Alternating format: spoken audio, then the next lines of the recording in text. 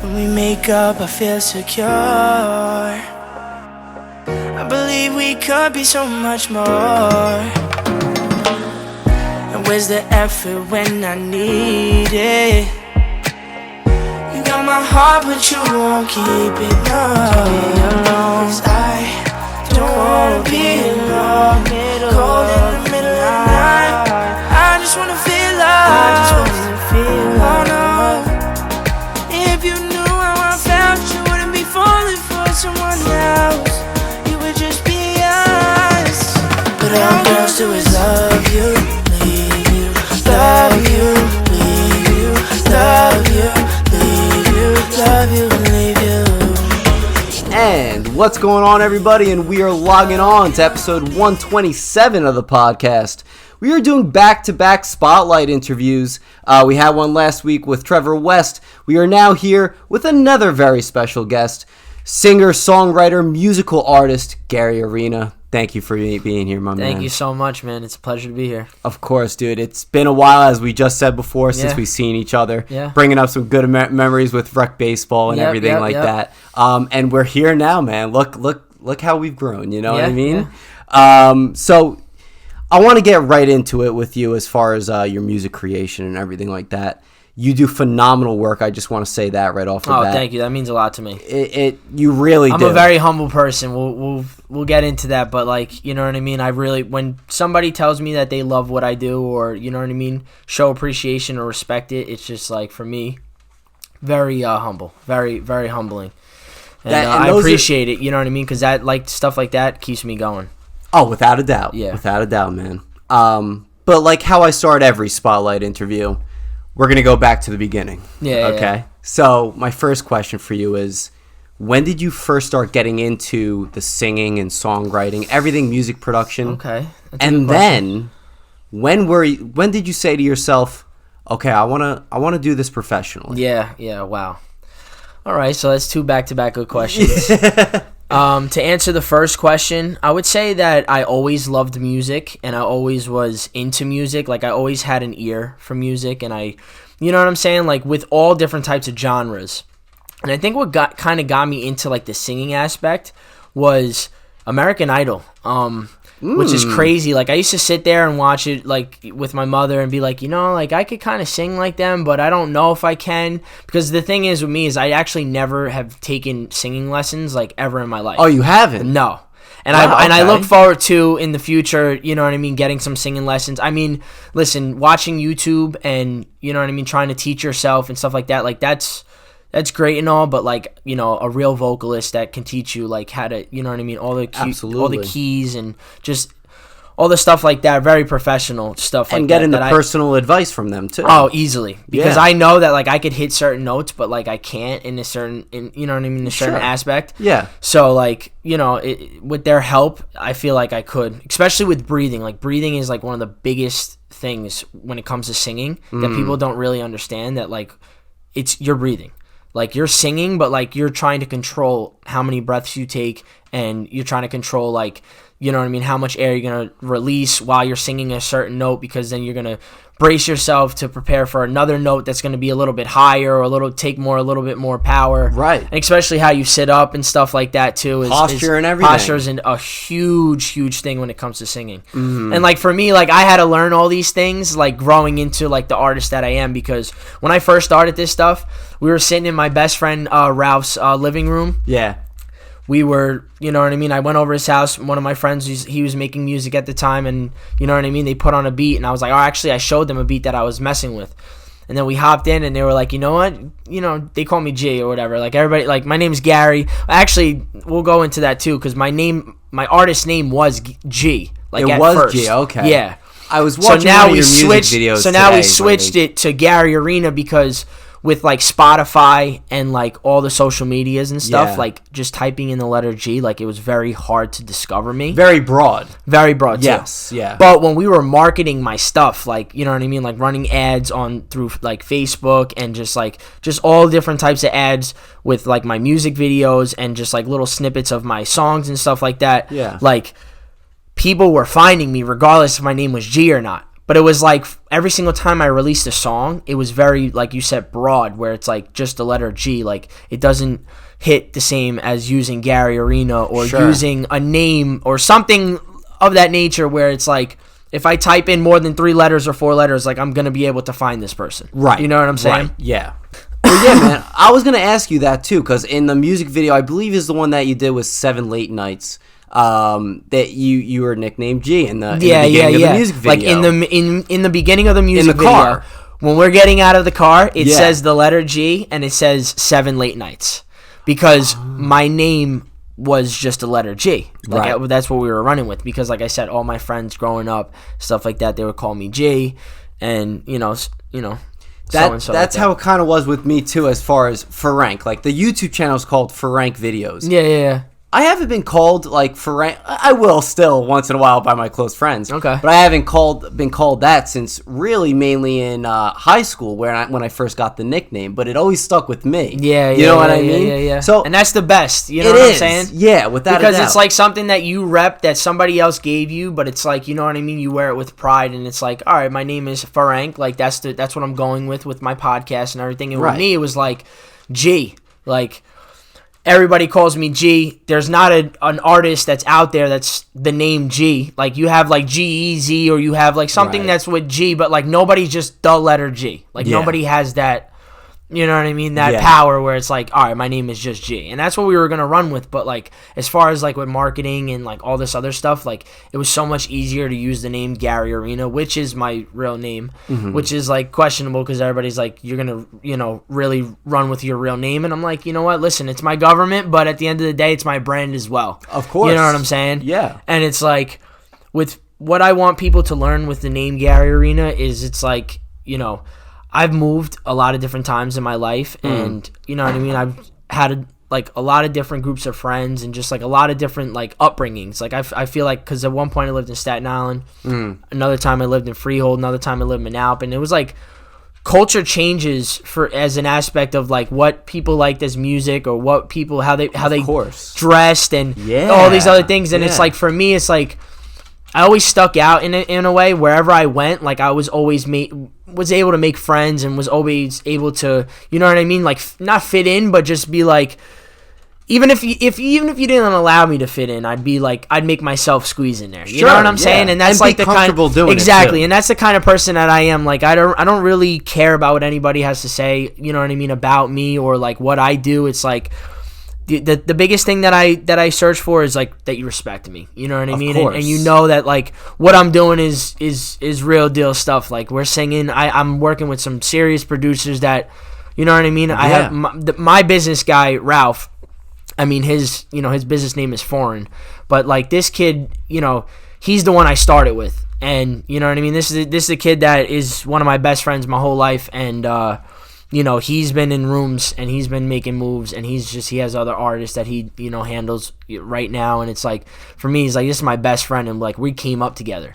So like that's me, great. like me with like the music, like I'm not really like, I'm still new to this stuff, you know what I mean? But like we're figuring it out as we go, and obviously like we're getting great feedback with a lot of the stuff that we've released. Yeah. So you know what I'm saying? It's but Ralph, he's in rooms and he's dealing with like other artists and like making deals and all this other stuff with like just he's got his own thing called the In-House Agency. I've been seeing that. You know what? Yeah. I've been seeing that name a lot across Instagram. Mm-hmm. And I believe when I interviewed a couple people as far as being singers and everything, especially Tyrod, Smith Rush. Yeah. They were liking my post too and everything like that. And I was like, I want to know more about this in-house agency and everything. Wait, you interviewed Smith Rush, or I did, yeah. Really? I did, yeah. Wow. Great guy. I used to work with him a little bit. That guy is one of my best friends. Like in my Is he really? Life. Oh, I didn't know that. Smith Rush, bro. Like when I tell you like the memories that I have with him. Obviously, like I'm gonna get into like obviously like something deep right now, but one of my best friends, Tyler Hornick, he passed away in Freehold on Route 9 when he got hit by the car or whatever. Yeah, right. And right. I won't say whatever, but I just obviously didn't know what to say. Yeah. But yeah, it's just like with the music, like when people ask me like what happened with the music, like the music started from like it goes back to even before music. Like we were a brotherhood and a friend group where like everywhere we went, like people knew who we were. Like we would call ourselves Wreak Havoc, and like that was like the brand name that like we would say it. And Tyler was literally like the general of all of that.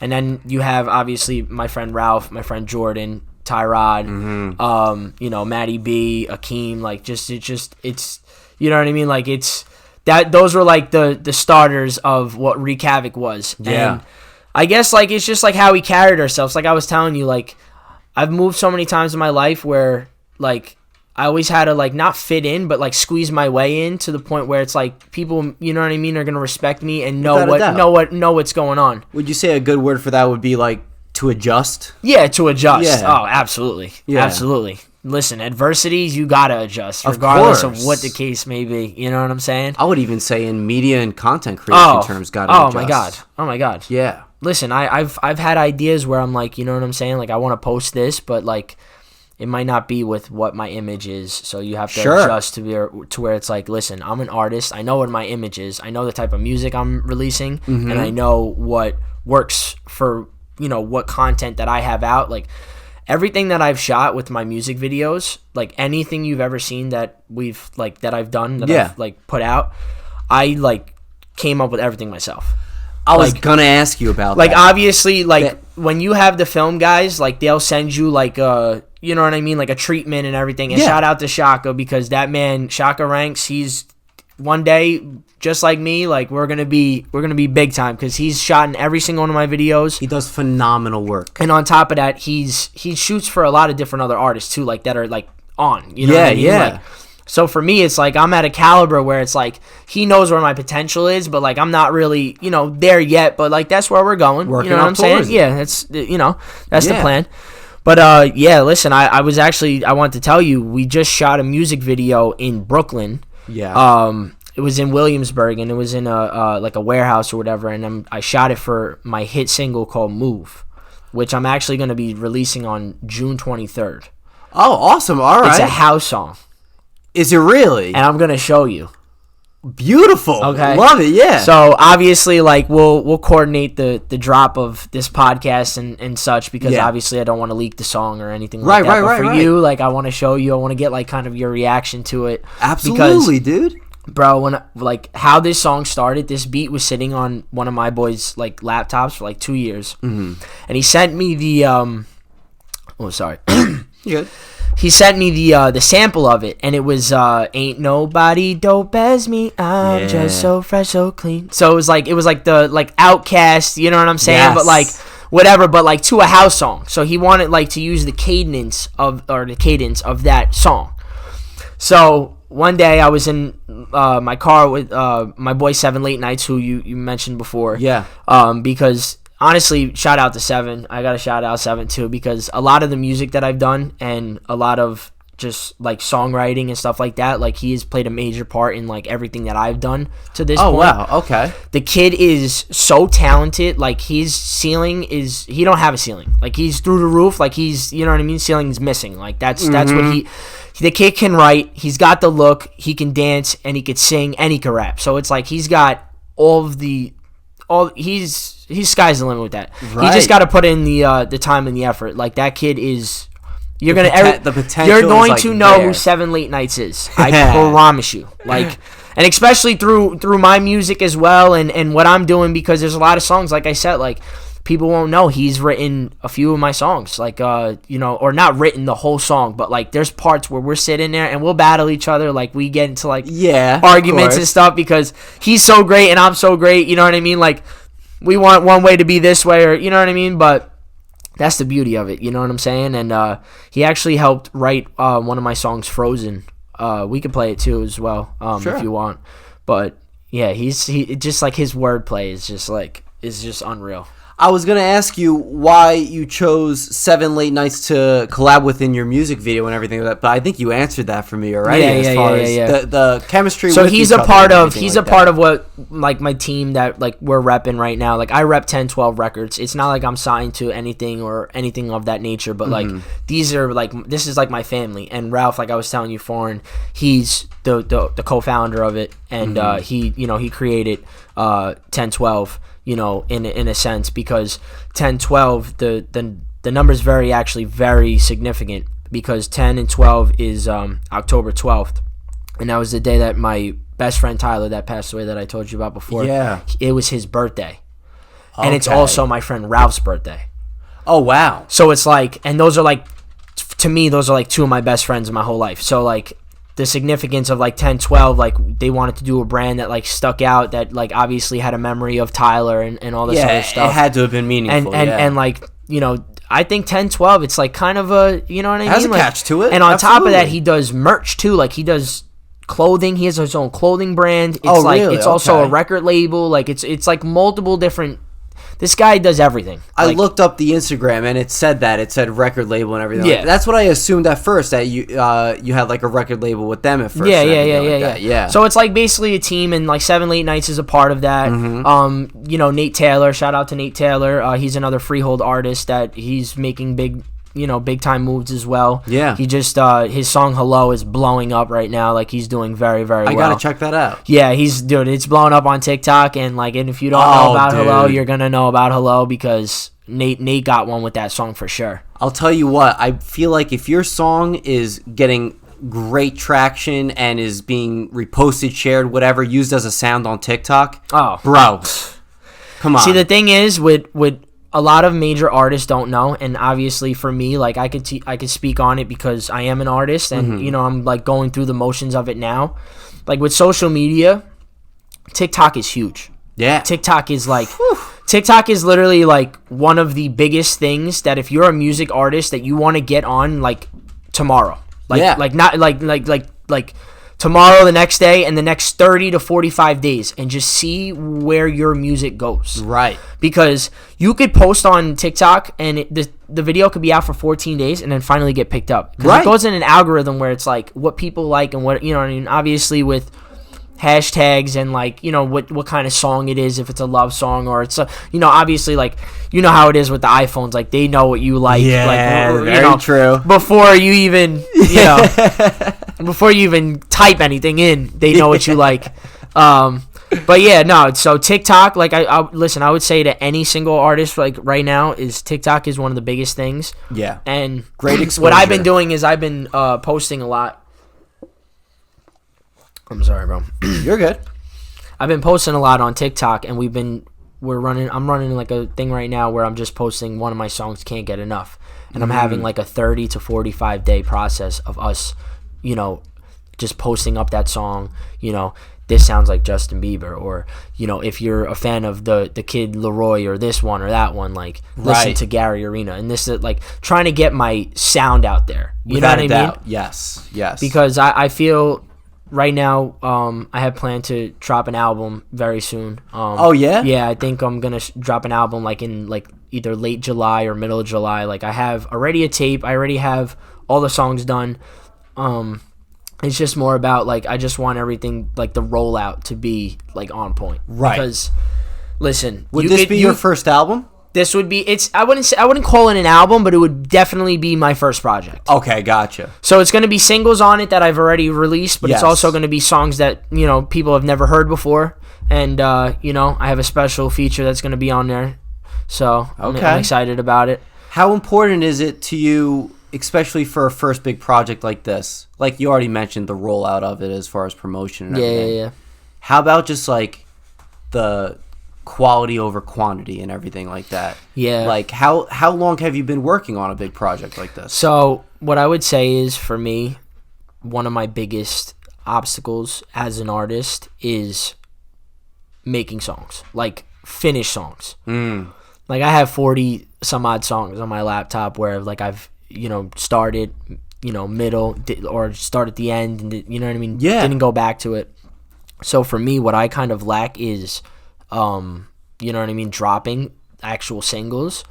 But what I've been trying to do right now is get an album together where these songs that I have that I've been releasing as singles. I have another project. Honestly, to say how long I've been working on this actually album is like, I would say 3 years. Wow. Yeah. Okay. Yeah. Like 3 full years. Right. Because I started singing and I dropped my first song in 2019. But I want to say by like 2022 was like the first year that like I actually took music serious, like putting my own money behind it. Right. Dropped 2 major music videos, like actually was applying myself. Yeah. So as of this last, I want to say like 8 or 9 months, I've been putting this album together. I wouldn't call it an album. It's definitely a tape, but we call it an album because just the songs that are on this, like it's so many different sounds when it comes to like, you got pop, you got house music, you got a little bit of hip hop, you got a little bit of like jazz kind of, I would say. It. Okay. Yeah, like it's so sonically like out of here that like I'm just so excited for people to like see a body of work from, you know what I mean, from me. Yes. Because I feel like it hits different. Like back, I don't know how you feel like when you were, you know, back in the day on your, you know, iPod or whatever on the way to school, or, you know, or on the way to a baseball game or whatever the case may be, where you got your headphones in and you're just chilling. Like, I feel like albums were like a big thing. Like, without a doubt it was. Like for your favorite artist, like you would go to their album. You know what I'm saying? Yes, because I feel like that was like the biggest thing that was working in the early 2000s and like you know what I mean? Even towards the ends of like the 2010s, or you know what I mean? Like 2009, 2010, like people were still dropping albums, and now it's like with Spotify and streaming and all this stuff, like people try to keep up with just dropping single after single after single. Yes, that's very true. Yeah. Because it's like you want to keep the traction. 100%. Because listen, I could like that song, but in 2 months, like it's like for me. But if I have 10 other songs in my face and now I like 5 of them, like now I become a fan of you. Right. You know what I'm saying? Yeah, absolutely. And like that's the process that like I'm trying to get into right now, where it's like I'm going to just keep releasing song after song after song, especially after I release the album, where it's like I'm undeniable at this point. Like my music is there. You know what I mean? Yeah. What the content we have is there. It's just that. That's what these record labels want. That's what these major distribution people want, is that they want you to be on TikTok. Right. Yeah, right. And they want you to drop a lot of music. Yep. And not just drop a lot of music. They want all these rollouts and every like plan you have for each single album, whatever the case may be, you have it to the T. Right. Because when I tell you it's a dog eat dog world, and in this business, like, without a doubt. You gotta be the man. Like that's really it. Like in this business, you gotta be the man, and you can sit at a table, and if you can't sit at the table, you know what I mean. If you're not, you know what I mean, then you're not built. Right. Without a doubt. And I feel like with me and my team and like what we have going on, and like obviously with the kind of music that we are putting out there, like the quality of it, I would say, like. Yeah, I think it's up there. It's not even that. It's like we belong, and I appreciate that. Like I said, I really like. I'm like a humble guy. Like I know, like we're confident to a T, but it's like we're also, you know what I mean. We're men of God. So like for 100%. Me, it's like I already know. Like I count my blessings, and you know what I mean. Like I'm working hard for something right now, and I know that like. You know what I mean? There's a light at the end of the tunnel. You just got to keep going. 100%. And listen, tell you dude, that for free. Being confident is also still working hard with that alone. Yeah. You have to have that mentality, and you got to keep that mentality, man. Never giving up in that sense. Especially in this too, with podcasts and everything. Like your face is on the camera, and like not even that, you're entertaining. So it's like I gotta be confident in what I'm doing. Yeah. You know? Sorry about that. Yeah, I 100% agree. I think. In media as a whole, TV, movies, podcasting, music, everything of that nature, you need that competitive nature too. Yeah. But at the same time, not be a complete dick to people. No, yeah. You know what I'm saying? Well, you know what though? Like the way you are, like I could tell you right now, like just sitting here with you for 5 minutes or 10 minutes or however we've been sitting here, like you're a very nice guy, and like your energy is like you have a spunk to you. Oh, appreciate you know what that, I'm saying? Man. So like when you're interviewing and whatever, it's like you kind of make me excited, like that you're interviewing me because of like the spunk you have, and like that's what I'm saying with the confidence. Like if you're gonna do this, like you got to know like the ins and outs of like how I'm gonna speak, how I'm gonna look, my posture and everything, and it's like just like, you know, like even that though, without a doubt, like it's like, bro, it's mad professional, you know. So you know what I'm saying? It's like you just have to, with music, and especially in this, I would say, you know, business and everything like that. It's like you just gotta know who you are. Like with that, you just got to know who you are, because if you don't know who you are and you're doing this, like you're not only going to get lost, but it's like you got a long road ahead of you, buddy. 100%. And listen, I've been there. You know what I mean? Like I've been doing this. Same here, dude. I've been doing this since 2019. It's 2023. Like for me, it's like I said before, the last year I've been grinding, like trying to get my music there out on the map and everything. And I know with this next house song, like things are going to change a little bit, because it's going to see like a little different aspect from me. Yeah, right. Like as far as like with the music and like the music video, like because we're going to be dancing in the music video. I'll tell you what, I am 100% excited for you to show me this, because Like, well, I don't have the music video. Oh, you have the song. I just have the song. Okay, perfect, fine. Yeah. But I'm just letting you know, big EDM guy, love the dance. Really? Love it. Oh love my God, this is great. Dude. Yeah, man. So I'm excited for that. I got an interesting question for you, because I think the sound quality of your tracks and everything like that is beyond incredible, even when it comes to like the backup like echo vocals and everything like that. Yeah. It's so professionally done, and it made me wonder, is this something that you yourself learned on your own as far as audio engineering and everything like that? Yeah. Or did you form a team, maybe the team that you mentioned before, that's helping you out with all that? No, dude, that's the best question. So probably the biggest, like the nucleus of what I'm doing, it goes all out to my guy, Frank Bizzle. Shout out to Bizzle. The guy Bizzle, he does everything for me as far as mixing my vocals, getting the beat correct. Yeah. This guy is unreal, and he's like behind the scenes. Like he's not like he's not like the face of anything. He's not like out here like, you know what I mean? Like I do this music stuff, like whatever. Like we are in his basement, like putting in the work and like putting these like all these songs together.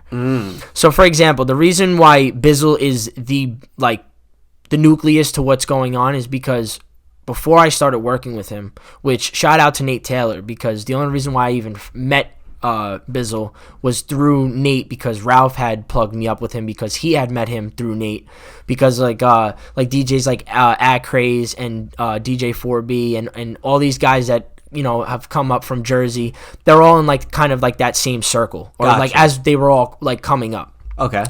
So that's how everybody knew each other. But with Bizzle, it's like he worked with a vocalist kind of like of my stature, like before I met him.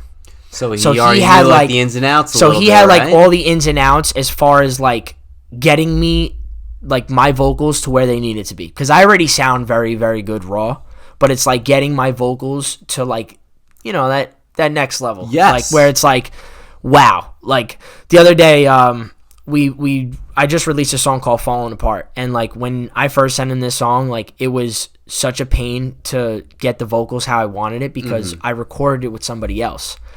And like, you know, when you're sending stems and stuff like that, like all the effects come off. So like if I send it to you, you're getting the raw stuff and you're like, what do I do with these vocals? You know what I'm saying? Because you're like, I don't know how this guy wants it and like how he recorded it, whatever effect or whatever way it was structured. You know what I mean? Like like whatever plug-in that you had on that vocal, like you change it to this guy. He's got a different program he's in. He's got different plugins. So it's like the song doesn't, you know what I mean? It doesn't transfer over. So it's hard. But like, bro, this guy is, I don't know what I would do without Bizzle. He seems to be a mastermind. Listen. I would not know what to do without Bizzle, because, and when I tell you, like, people are gonna know me. We're gonna get my name out there to the world. Like, everybody's gonna know who Gary Arena is one day, but they're also gonna know who Bizzle is, because like it's almost like 40 to like Drake, or like, you know what I'm saying, like Dr. Dre to Eminem. Like, bro, it's Bizzle. It's Bizzle to Gary Arena. Like. All right, I'm glad. If we're at those tables, it's Bizzle, and like I said, like this guy is a beautiful family. Like he has his own. He has a very good living. Like you know what I mean. Yeah. But he does music on the side, and like with me, I will say like I am very tough when it comes to like critiquing my own music and like getting it the way I want it to sound. Like especially in the studio, especially like with the mixing processes and stuff. Like. Yeah. I don't know how Bizzle does it. Dude, I'll tell you what, I could tell that you are picky with it because the final product. Oh man, I'll keep on saying it. And when I tell you, I'm one of those that listens to my song like 150 times, like 1,000 times, and then I'll listen to one thing and I'll send it to Bizzle. But over the years, like our relationship that we've gained, it is literally like it's a blessing in disguise because he just knows what I'm saying. Yeah, and like I'm so like. I lack so much knowledge when it comes to the music world because, like I said, like I'm still new to this stuff. Like growing up, like my friends, like I would belt out stuff or whatever. Like I would sing like a little tune or like a song. Like I would like melodize whatever, and everybody like kind of knew that I could sing, but like I wasn't like I'm a guy, you know what I mean? And like I played sports my whole life, so it wasn't like one of those things where it's like, yeah, I sing, guys. Like, you know what I mean? Like, right. It wasn't. Right. I had a different persona almost. Like I was, you know what I mean? Like I said, like, and even before I even started singing, I was dancing. Like at Township, like I would do the talent shows and all this other stuff. You know what I mean? We'd get on stage and miss a whole day of school just dancing. You know what I'm saying? Like shout out to Paul Morris. And, I was about to bring his name up. Yeah, like, man. Yeah, it's actually crazy. Paul, I got him out of retirement. Put him in my music video. Oh, did you? He's going to be in the music video for Move for the house song. I cannot wait for everybody to see this. It is a movie. Like when I tell you, like when I was telling you before with like I'm so hands-on with everything that I do, especially like with the music videos and stuff. Like I from the outfits to like the place I want to shoot it. Yeah, the scenery like, to the scenery to everything, like all the little details. Like I'm so happy that Shaka, who shot the video, like he allowed me to do that stuff because a lot of these guys that you shoot with, they don't want to hear nothing you're talking about. You know what I mean? Like they want to do it the way that they think is the best and everything. And it's like, I just know where I'm going is just it's up because of the people that I'm surrounding myself with and like you have to have a good environment. You know what I'm saying? Yeah. And it's all about relationships. Like, yeah, man. It's all about the connections, dude. All about the connections and relationships. They're both the same thing. In this field, it is so heavily on connections and so heavily on relationships, and it's like I said, like when we walk in a room, like how my team carries themselves is like we know we're it. You know what I'm saying? Like, we know we're it, and it's like whether you are going to know or not, like, you're going to know with what we show you with. You know what I mean? Like, what we have work, you know? I got another question for you as far as the music videos, too. You got 3 of them out on your YouTube. Yeah. What made you... Because you have a nice library of songs at the moment. Yeah. Why those 3 songs did you choose for music videos? So... Going back to Bizzle, because everything goes back to Bizzle. He produced the song called "Love You, Leave You." And by the way, chorus of that too, fantastic, very catchy and everything like that. Yeah, you know, those guys actually gave me that song. Like, they like, you know what I mean. So they had the song already, you know, put together and everything, and they gave me that song. Okay. So like, you know, obviously I went in and made it what I would do. You know what I mean? Put the Gary Arena effect on it, but it's like. It's just a blessing, like I said, like, and the reason why we want to do a music video with that is like I just felt like the sound of that song is just like so good and like you were saying before, like with the production and like the, you know, how like the quality of it is. Mm-hmm. I feel like that song is just like up there in like quality, like how my voice was to like the beat and just everything of that nature. And it's like it's a very easy a very easy song to make a video. In a sense. Okay, gotcha. Because the whole song is about, you know, the girl loves you and then she leaves you. And then she loves you again and then she leaves you. You know what I'm saying? And you're all vulnerable and you know what I mean? It tells a story. As crazy as it is in the pop and R&B like lane. Yeah. You got to be corny, bro. You gotta be to some extent, corny sells, dude. Yeah. Corny sells. Absolutely, it does. It's mad funny too because like when I first started doing this shit, like a lot of people would be like, yo, like, this one song, like, yo, it's kind of corny and this and that. And it's like, it's just so over your head that you don't understand that, like, you have to be corny in certain aspects. Like, people love it. Yeah, absolutely. Like, I had a song called Different Type of Love. And, like, when I tell you, like, it was my second ever song, but it's corny. But it's like a corny love song. And, like, a lot of people loved it, like to the point where it was like, yo, like I want to put like one of these guys that like, you know what I mean? I know through the music and stuff. He's like, dude, I'm gonna play this at my wedding. Like, I love the song. You know what I'm saying? Yeah. And it's like the guy who was calling it corny. You know what I mean? the other dude is saying he wants to play it at his wedding. You know People what I'm saying? Eat that stuff up. So it's like, because you want to know why, bro? If you put 10 people in a room, and I put this house song down right now and I played it, only 5 to 4 people are gonna like it. Because only 5 to 4 people listen to house music. You know what I'm saying? True. Yeah. And the other people listen to whatever they listen to, and that's what they like. You know what I'm saying? That's the biggest thing I think with this is you can't fight people on what they like. No, absolutely not. You know what I'm saying? So it's like if you know you're in pop music and you know you're like, for me, like I want to be in house music, I want to be in pop music, I want to be in R&B. Like I could do a little hip hop and stuff. I don't think I'm ever gonna rap because that's just not something. That's just not something that, you know what I mean. I think that like I ever am gonna go in that lane, but like even like singing, rapping, like you know what I mean. Like, yeah. Like I've done it on one of my songs, Frozen, before, and you know, listen, it works. You just gotta make what works for you work. You know what I'm saying? Without a doubt, you almost gotta find your niche. Yeah. You know. Speaking of like niches, especially when it comes to the music videos. They all seem to have like the same type of theme about love and relationships and everything like that. Yeah. Would you say that's like your strong suit of what you write about and everything like that? So I would say like for the tape that I'm gonna drop, it's like it does definitely tell a story with like what I was going through in like all these years of actually putting this tape together. Okay. Even dating back to like just so long ago, like you know what I mean, just like my whole life, and just experiences that I've had. Yeah.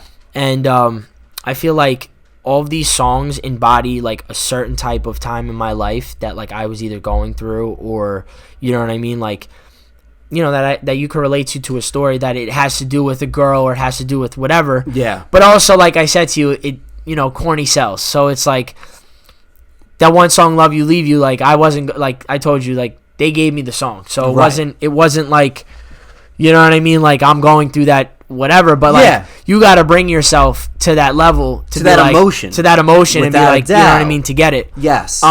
But yeah, I would say that there's a theme with that. That's what I was noticing. I actually did. I did have a music video. The first music video I actually ever shot, I took it down off YouTube. Oh, really? Yeah.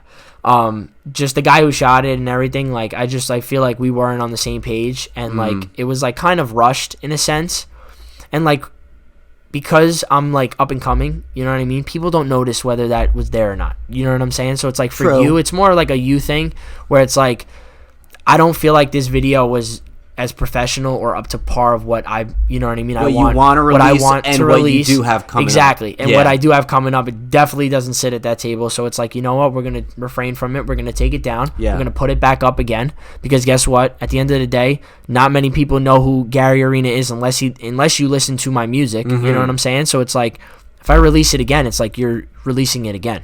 Correct. You know what I'm saying? Right. Yeah.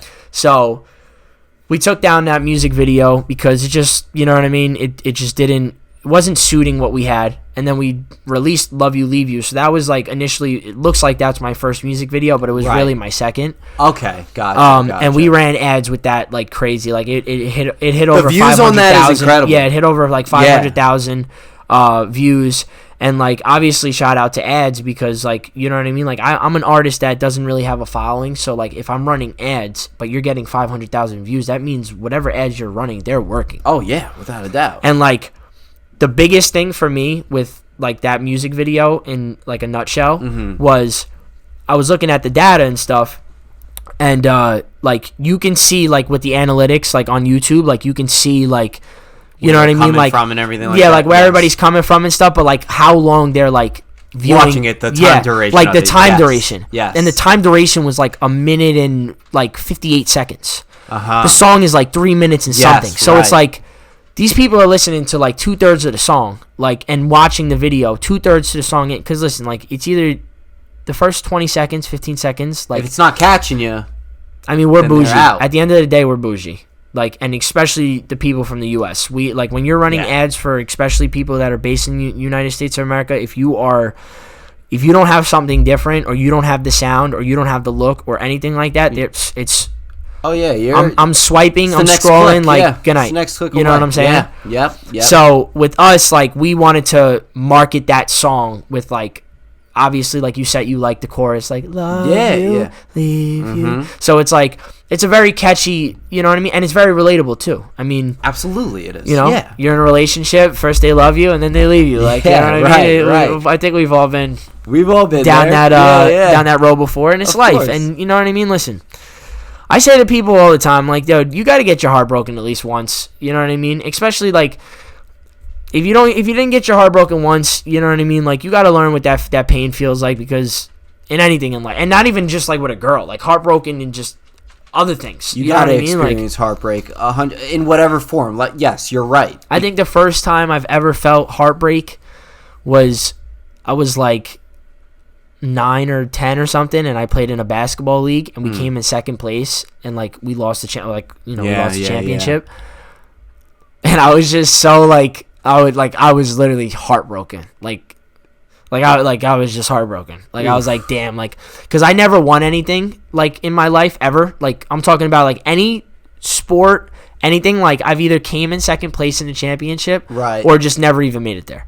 Like, in any team that I've ever played for. And it's, like, it's just mad funny. Like, even I played, like, rec basketball, too, in high school, and, like, I went to the championship, and we lost, like... Damn, yeah. I think Buta dropped like 41 in the championship or something. Shout out to Bots, but like... He's about to be on the pod soon, too, as well. Really? Yeah, I'm having him on for one. But I'm kind of with you on the same page as far as sports-wise. Wasn't like the complete greatest athlete or anything like that. No. But as far as championship-wise... Got close sometimes, but never, no. Never. And it's so funny too, because I'm a Jets fan, like a New York Jets fan, and like we've been terrible for so many years. Like, bro, I'm 27 years old now. Like, the Jets have been terrible my whole life. Yeah. You know what I'm saying? Like, I got the Yankees. You know what I mean? When I was in middle school, they won. Whatever, but. Yeah, I mean, even the Yankees, they've been in such a drought. Like, we got one of the best players in the world, and it's like, what are we doing? I know. You know? What do you think? What was I about to say? What do you think about Aaron Rodgers going over to the Jets? Real quick. Yeah. Dude, I'm ecstatic. A lot of people are. I'm ecstatic for you guys. I'm a Giants fan. Oh, okay. But I'm still very happy for you guys. No, I'm a diehard Jet fan. My father actually had season tickets to the Jets for, like, years growing up. So, like, I would go to the Jet games every now and then. And we actually sold the tickets once, like, Brett Favre came to the Jets. Like, he made, like, the tickets, like, skyrocket. And my father was like, because we would only go to, like, 3 or 4 games. Because honestly, like, I don't know if this is how you feel or not, but, like, I'd rather watch a football game, like, on television. Oh, me too. Like, going to the game, like, I feel like it's, like, a superstition. Like, because it's, like, if I say, like, oh, I went to the game, like, they're gonna lose, like, you know what I mean, like, right? But if I watch it at home and I'm sitting in my, like, good luck seat with my good luck jersey on, like your little almost like ritual in a sense, like, all right, they're winning because of this and that. I'll tell you one live sports event I would always go to: hockey. I think that's one of the best sports to watch live. You know, I've never, from what I remember, I mean, I've been to, like, a D1, you know what I mean, hockey game and stuff like that, but I'm talking about as far as, like, the New York Rangers or, you know what I mean, the Devils or anything. I've never been to, like, a professional you gotta go to one, bro. Hockey game ever. You gotta go to one. Yeah, I definitely gotta get over there to a hockey game. I mean, I feel like the atmosphere is dope. It's just, for me, it's like I'm not really big into hockey, so it's like so it's hard for me to like. But, like, one of my boys he's like gonna be a professional hockey player soon. Oh yeah, Brazola. really? I don't know if you know Brazola or not. No, it doesn't sound too familiar. He was a little bit younger than our grade, because I think you were the year above me, so he was 2 years below me. So yeah, you were probably either a senior when he was a freshman or something like that. But okay, he plays professional hockey right now, but he plays like AA or something or gotcha or AAA or whatever. But Brazola is another freehold guy, and I went to his game when he played at Colorado College. They played against I think it was Princeton. Okay. Awesome game to go to. I mean, Princeton doesn't have, like, you know what I mean? It's not like a crazy... But still, dude, it's just the sport, the life that the sport brings to it. When I was a kid, I'd love to get on, like, roller blades and, like, play hockey. You know what I mean? Like, I was not good, but, MJT, like, roller hockey that's what I'm days, saying. Bro? That's what I'm saying. Like, dude. It was... I mean, I was, like, good on skates, but I was never, like... I had friends, like, that I was growing up with that were huge into hockey, like, that were actually, like, on the high school hockey team and all that other stuff. So it's like I would see them play and like how good they were on the blades, but like for skating me, like backwards and everything. Yeah, like yeah. That. I mean, I can honestly skate backwards Could too. you? But, I can't do that. But like the transition of like going back and forth, you know what I'm saying? It could get a little tricky. Speaking of events and everything like that, how do you feel about touring with your music and everything? Is there any plans for that? Have you done it before? So I've only performed, I want to say, like 4 or 5 times. Okay. Like live. Yeah.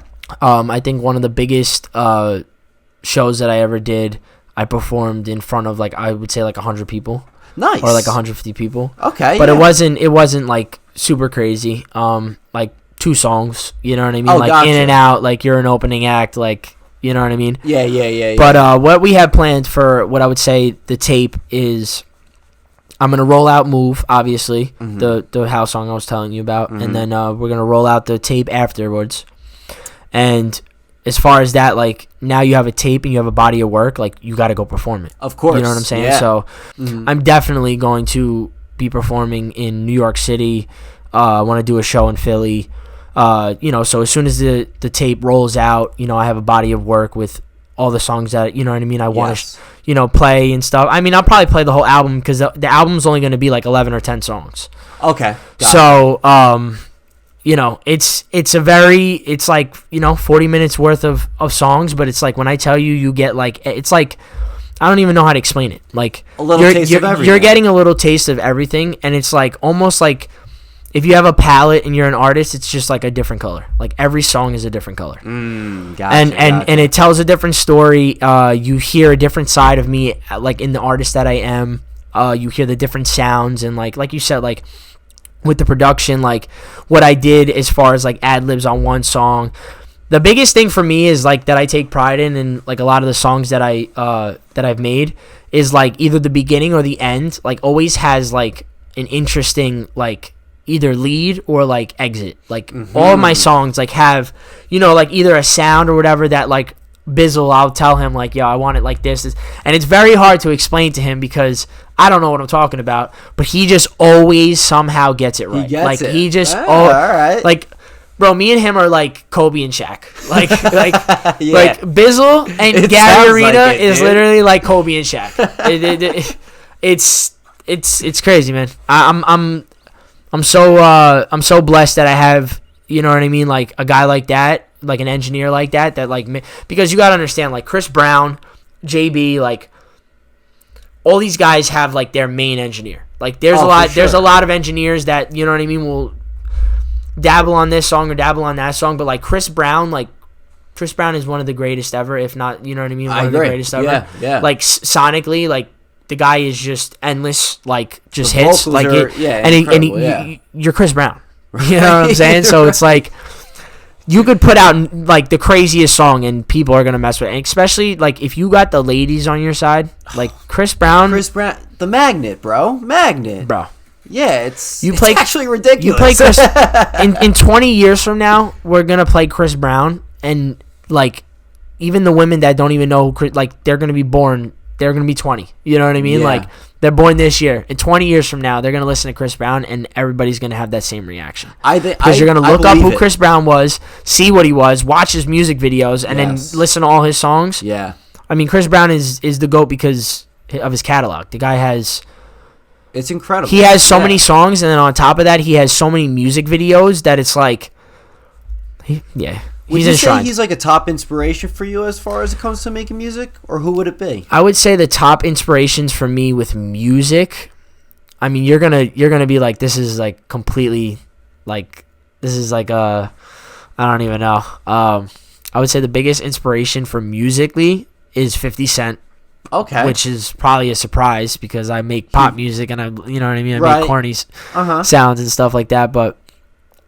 Yeah, 50. Like, I feel like 50 Cent was the first artist that, like, I don't know. Like, I just viewed in a completely different level. 50 Cent. I'm not too surprised by that. Let's put it this way.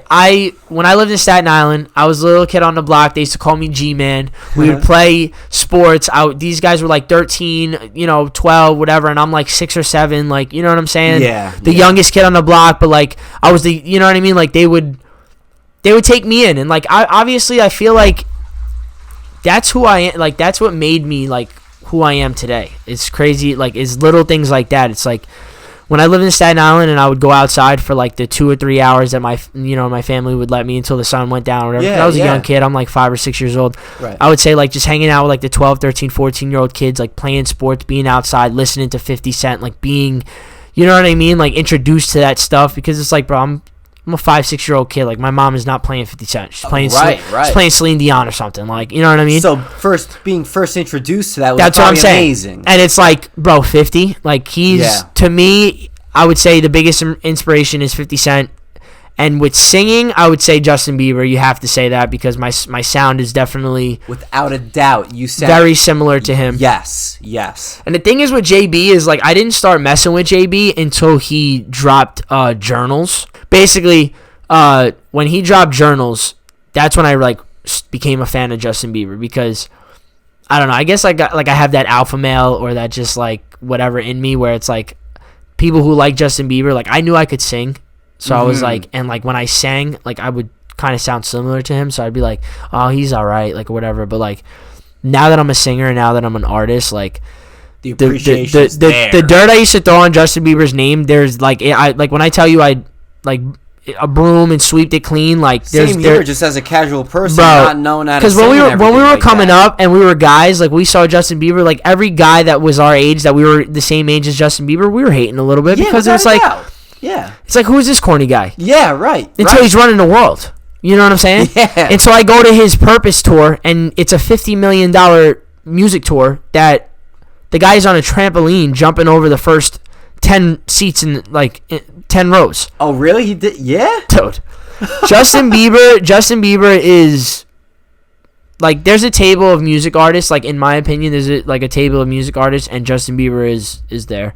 Drake. Yeah. Ed Sheeran. Post Malone, bro. Post Malone is great. Ed Sheeran is great too. Bro, Post Malone. What people don't know about Post Malone is he has like more than like 10 songs that went diamond.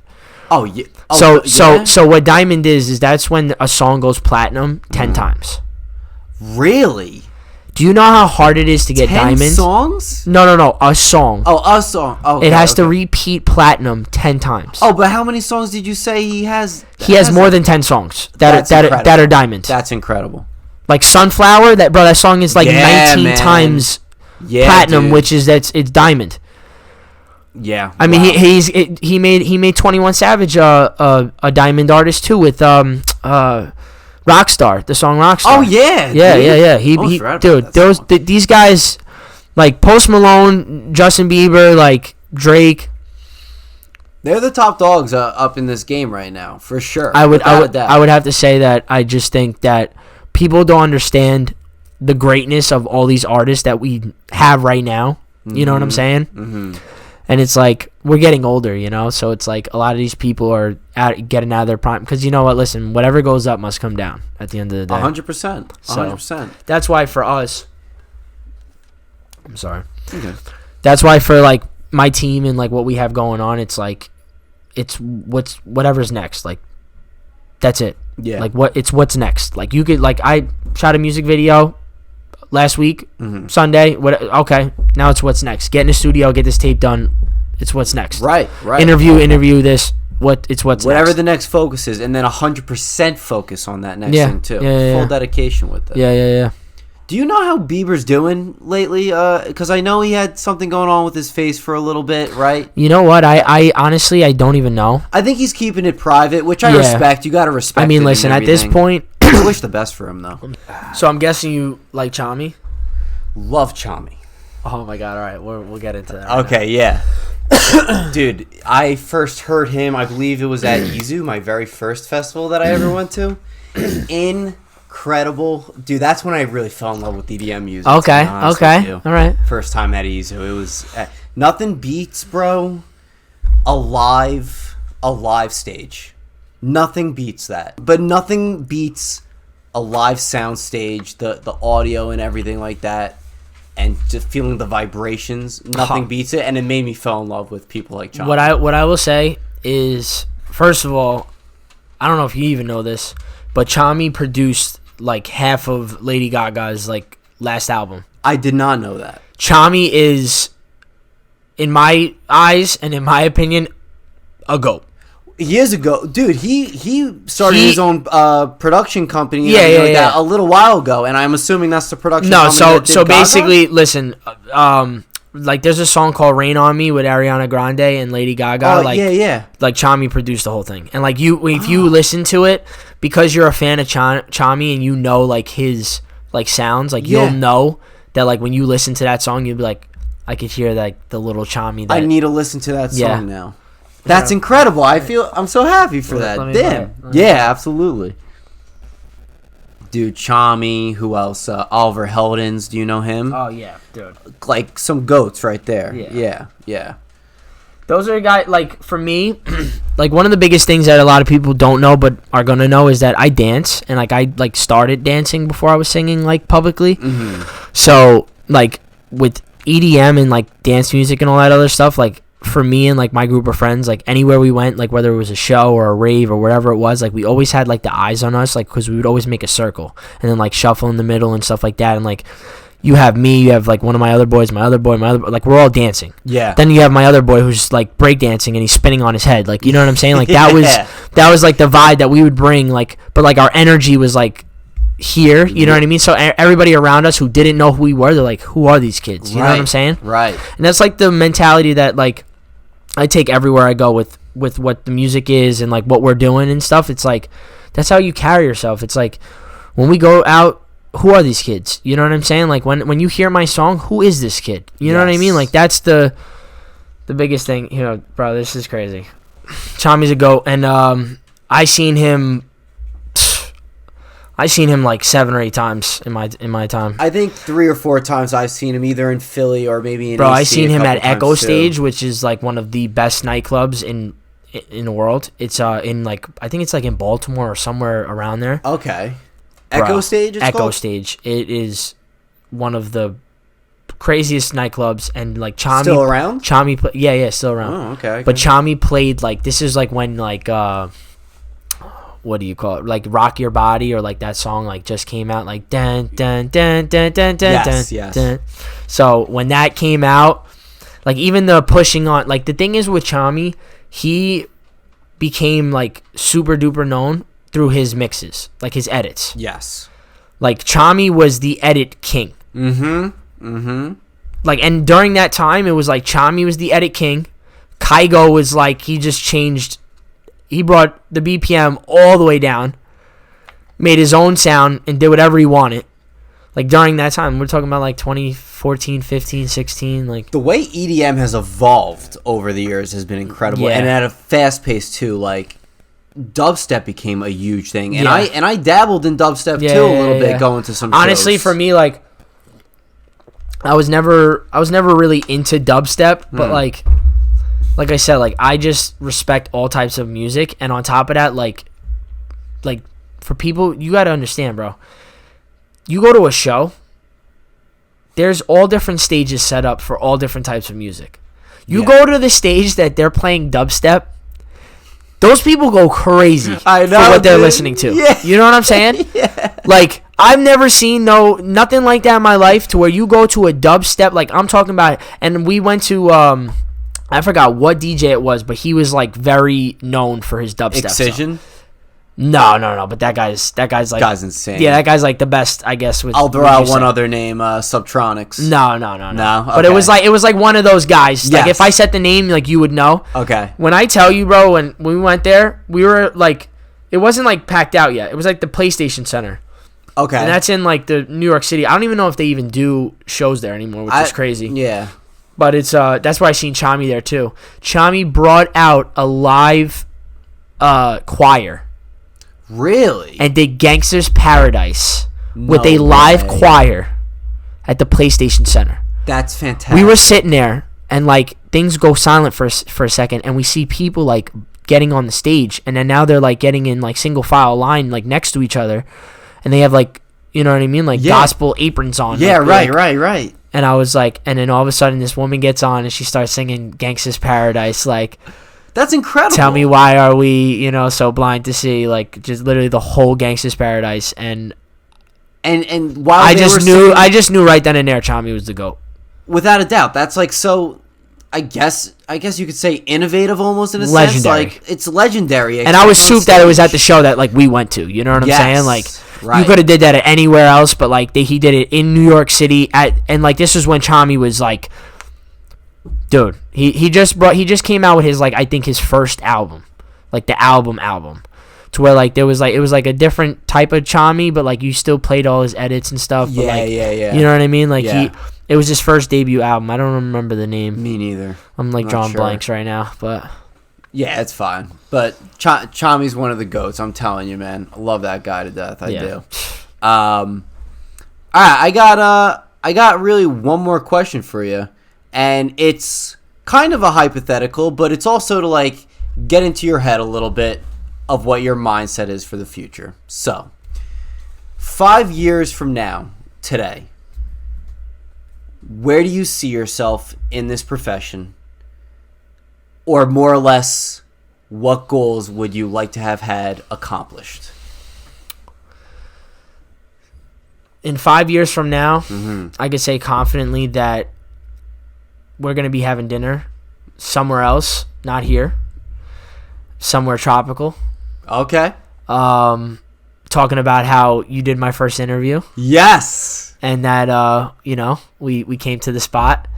And just to talk about all the accolades that I've accomplished. I mean, I want to sell out arenas. You know what I mean? I want to chart my music. I want the world to hear what music Gary Arena has to offer and the sound that he's bringing, the energy he's bringing, and all that nature. I take pride in what I do. Like, I'm very confident in what I do. And I would say my answer for 5 years, that's a good question, bro. I just know that regardless of what it is, God has a plan. And you know what I mean? But definitely very wealthy. Definitely very wealthy. I love to hear it. I knew you were going to have a good answer like that anyway. Definitely very wealthy. And you know what I'm saying? I hope that like what I'm doing and my drive to what I'm doing inspires people, you know what I mean? Because I feel like I bring that quality like in anywhere I go, and like in that like that shine, like, you know, you step in a room, you know what I mean?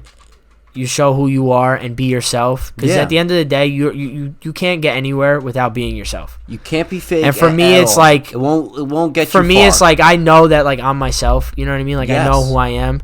So we're going to go very far with that in 5 years, because, you know, I'm very driven to get to where I'm going. You know what I mean? And, absolutely. And as long as you put your mind to it, no matter what you're doing, you can do it. 100%. You just got to put in that work. And, you know, listen, there's a lot. What I tell a lot of people, and if they're trying to get out of a habit or doing something, it's like you got to do it when it's uncomfortable. And you got to do it when you don't want to do it.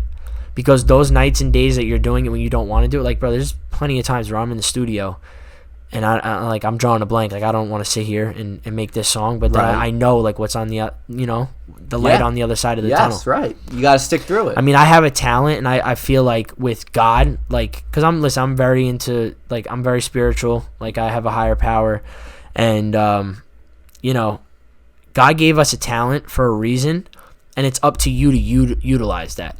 You know what I'm saying? Yes. And it's like, for me, like, I just feel like I'm destined, the people around me are destined because of like just the spirit that's around us, and like, you know what I mean, what's driving us.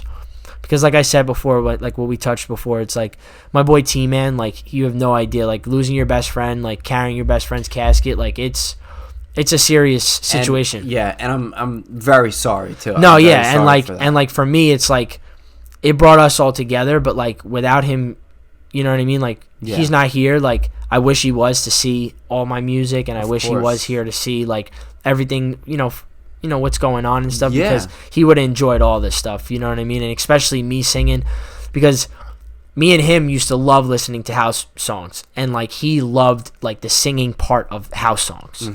So now that I sing and stuff, like I just wish that, my best friend was here to listen to me sing and hear me, break out of the shell that I like probably had, you know what I mean, when he was around. Because at that time I wasn't singing, and at that time I wasn't, you know what I mean, very public with it. Right. You know what I mean? Yeah. And I would say 2019 19 is when I dropped my first song. We were in my friend Ralph's living room, and we recorded Still Mine, literally in his living room. Then we recorded the other half of the song in his kitchen.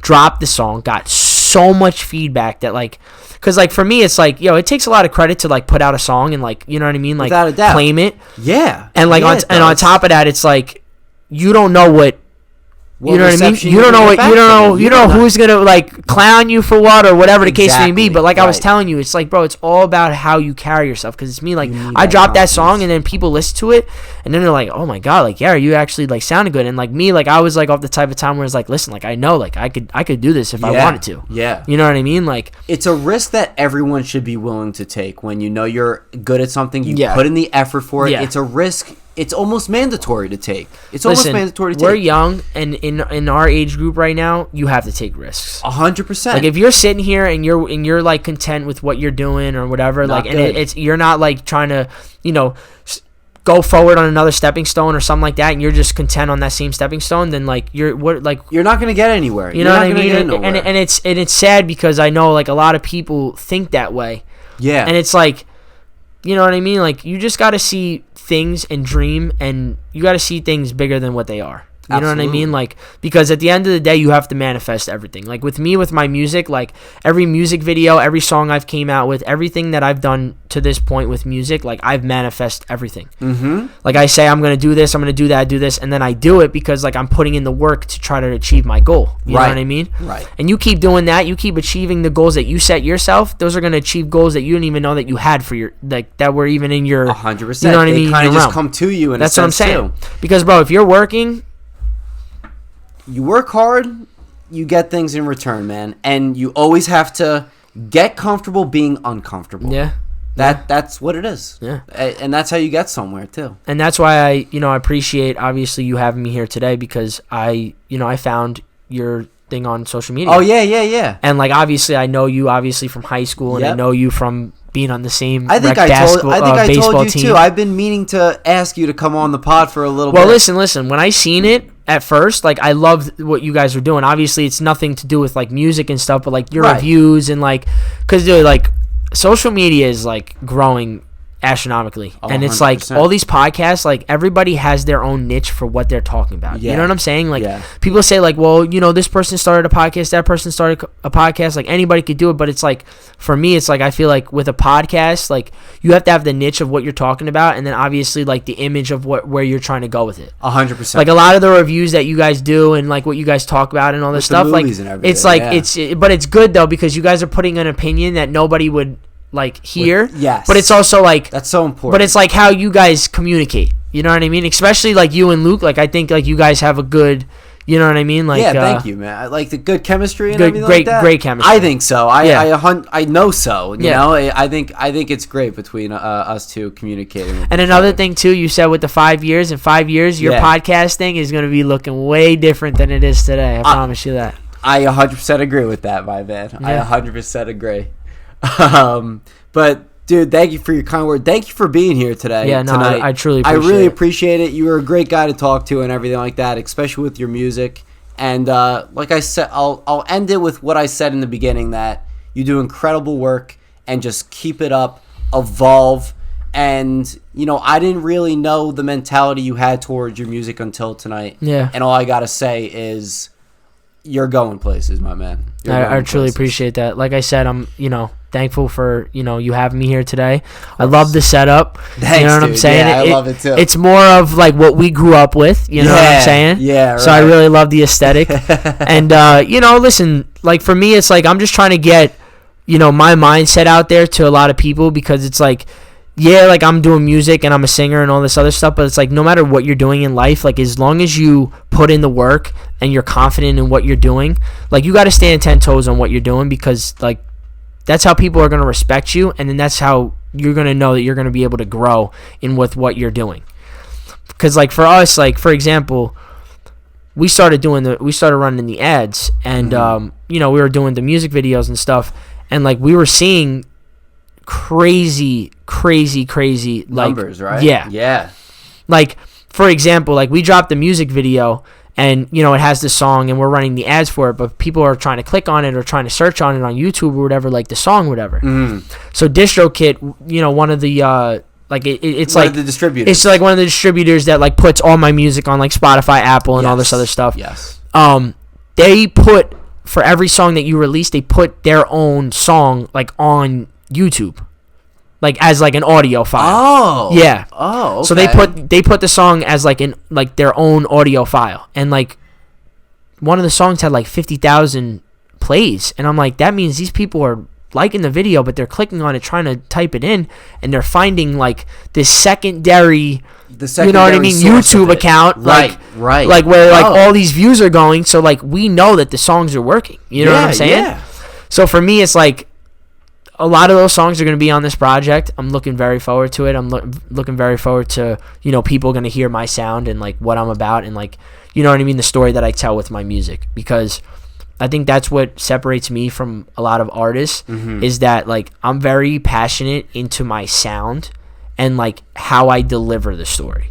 You know what I'm saying? Yes. Like I'm very critical in the studio. I'm very like, I critique myself a lot like when I'm making songs. I'm very hard on myself, honestly, and like I've been working on like everyone's their own worst critic. Worst critic. Oh, worst. I am absolutely my worst critic. If you're not your own worst critic and you're allowing other people to like other people's opinions to like, that's a big problem. Then you're very far off. Yeah. Why don't you tell everyone where they could find you on social media so they can know when this project's coming out and everything like that? Yeah, so my name is Gary Arena. If you type in Gary Arena on Apple, Spotify, YouTube, you know, any major streaming platform, my music will show up. It's Gary space Arena.